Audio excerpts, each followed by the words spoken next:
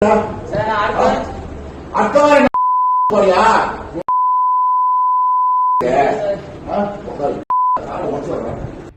மாநகராட்சி பள்ளிக்கரணை சரகத்திற்குட்பட்ட பெரும்பாக்கம் காவல் நிலையத்தில் 2 இளைஞர்களின் தாயை கொச்சையான வார்த்தைகளால் திட்டியது மட்டுமில்லாமல் அவர்களை சைக்கோத்தனமாக லத்தியால் தாக்கிய போலீசாரின் ரகசிய வீடியோ வெளியாகி பெரும் அதிர்ச்சியை ஏற்படுத்தியுள்ளது.